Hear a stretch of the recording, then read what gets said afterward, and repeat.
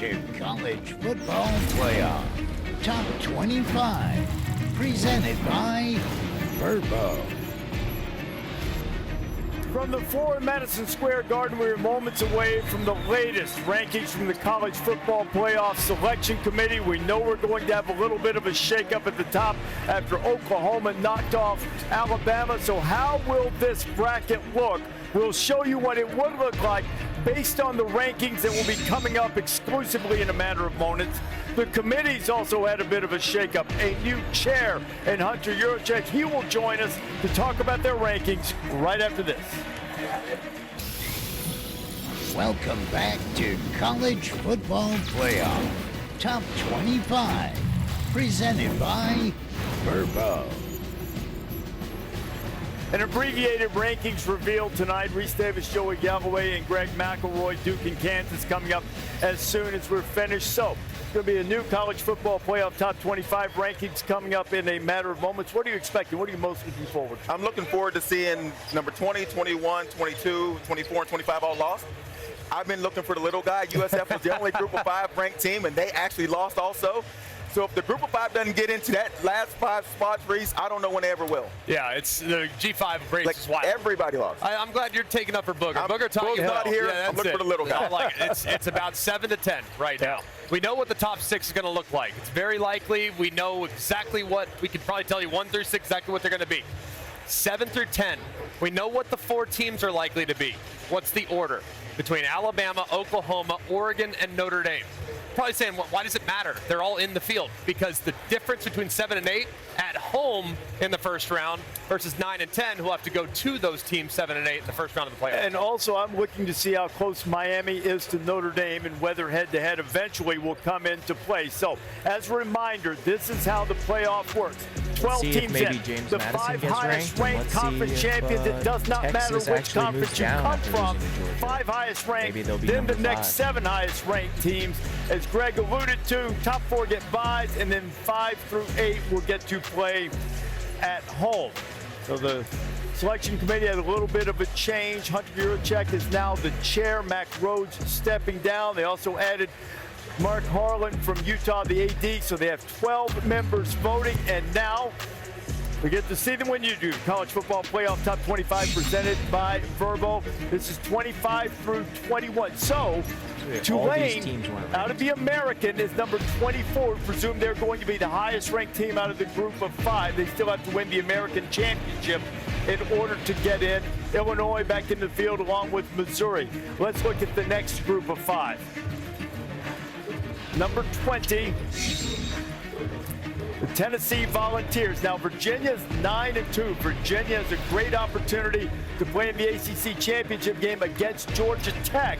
ACC trying to hold one of those spots. Yeah, Virginia had a big win this weekend against Duke on the road. Duke now knocked out of it.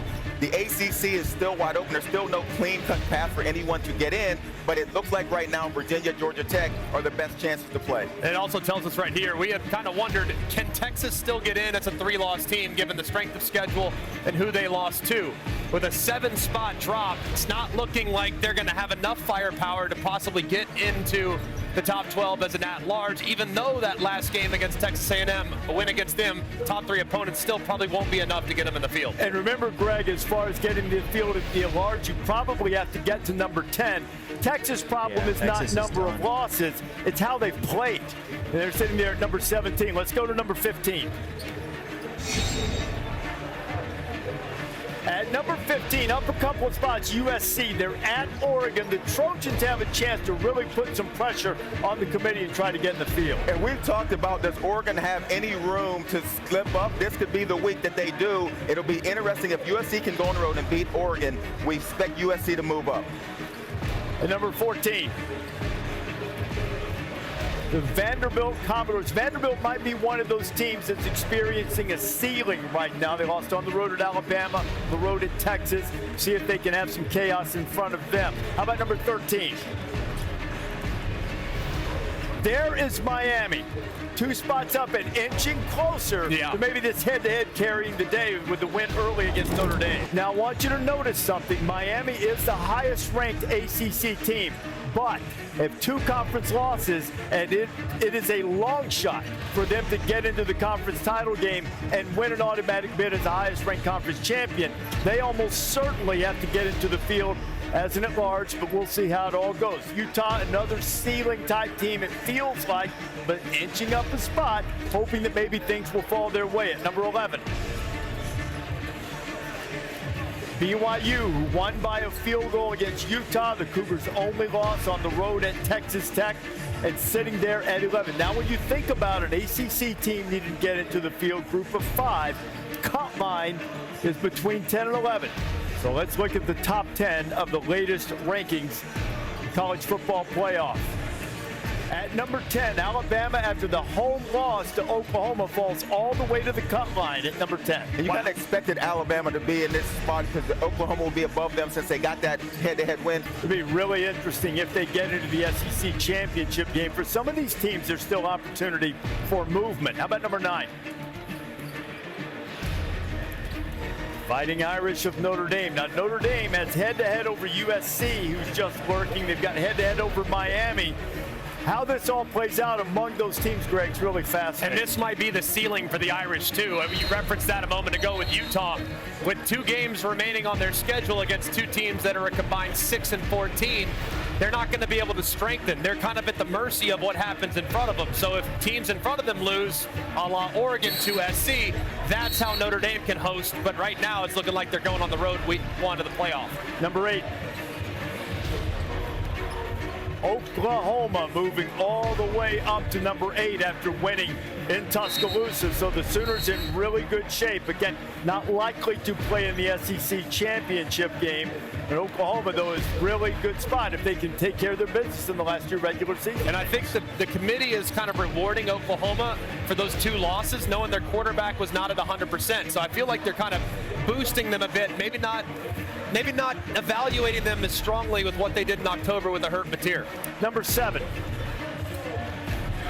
There's the Oregon Ducks. They slide up 1 spot. Big game with SC this weekend. Yeah, and that's not very surprising, but the game is at home against USC. It's a big game for Oregon. If they lose that game, Reese, I don't know that Oregon, with their resume, no big wins on it, can stay inside of the committee's top teams for the playoff. Joey, I think that's a great point, because if you lose another home game, you just don't have a lot in terms of wins.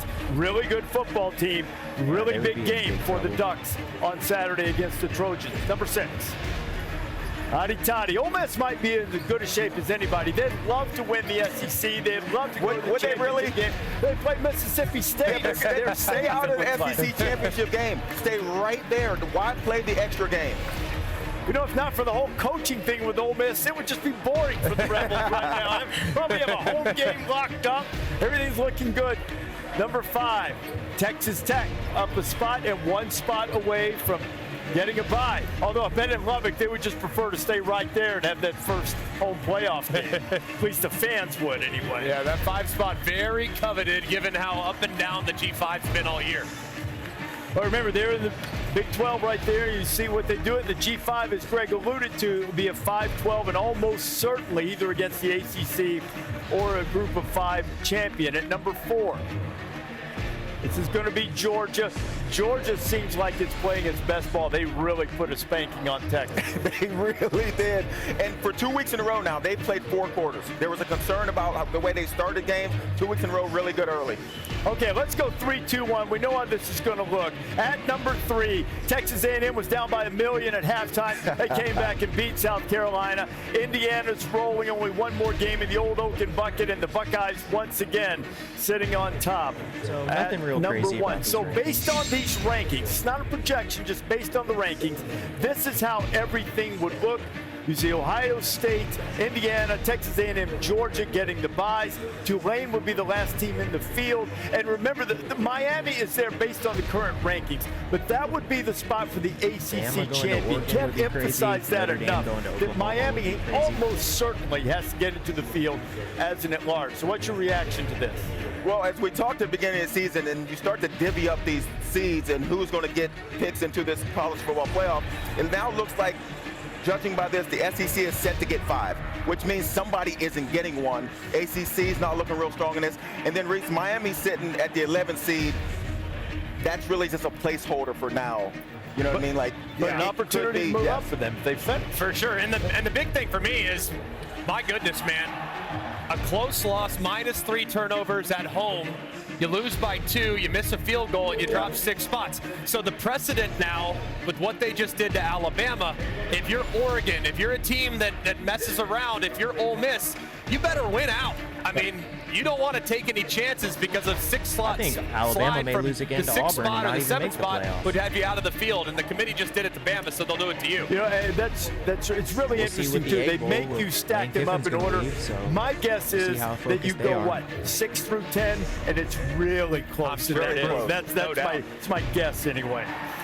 They could win the American. They would get into the field. We are joined by the new chair of the College Football Playoff Selection Committee, Hunter Yurachek, Arkansas AD, and now serving as the chair. Hunter, I want to talk. Let's talk first. Miami, based on the rankings, will be in the field. We know they have to win the ACC to get in. How close is Miami and Notre Dame in terms of evaluation within the room? I think when you look, Reese, at Notre Dame and Miami, we really compare the losses of those two teams. Miami has lost to 2 unranked teams. Notre Dame has lost to 2 teams that are ranked in our top 13. And so we really haven't compared those 2 teams. They haven't been in similar comparative pools to date. But Miami is creeping up into that range where they will be compared to Notre Dame if something happens above them. Okay, you guys have talked about putting teams in tiers. Not asking you to speculate, but just from a philosophical standpoint, once a team is in the same tier, if Notre Dame and Miami were in the same tier, or any 2 teams you played, how would you describe the weight that head-to-head matchups carry when the evaluation process starts? Well, I think you look at what happened this week when we compared Alabama and Oklahoma in a similar spot where 8, 9, and 10, where we were comparing those teams. Oklahoma obviously got the nod based on their 2-point win at Oklahoma. So if Miami and Notre Dame are in a comparable tier, comparable range, the head-to-head will be a significant data point that we will use. And on the subject of data points, teams that make conference championship games but potentially lose them, what is the philosophy there? Because it could give them more losses than some of the other at-large teams that they would be being compared against. Well, the data point of a conference championship game will be just like it is in the past. It is another data point for most teams, a 13th data point that will be used to compare them to other teams in the ranking. Hunter, thank you very much. We'll look forward to talking to you for the next few weeks, and look forward to you taking over as the chair of the College Football Playoff Selection Committee as you make your debut this week. Thanks for being with us. Thank you, Reese. Enjoy Madison Square Garden. Yeah, and I think that a lot of people across the country, other conferences, looking at that Oklahoma game, rooting for Alabama in that situation. As we talk about teams moving up, if the SEC gets 5 and you think about what that leaves for everyone else, the Big Ten right now, you're USC. You need to get a big win on the road so they can move up and maybe be that 3rd team. So that's what we're looking at now is if each team has a couple games left, who can make the big move late? Yeah, and a lot of teams, they really can't control what's left.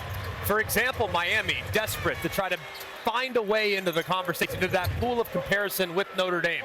And yet, Pitt, the strongest team remaining on their schedule, gets hammered by the Notre Dame team that they're currently being measured against.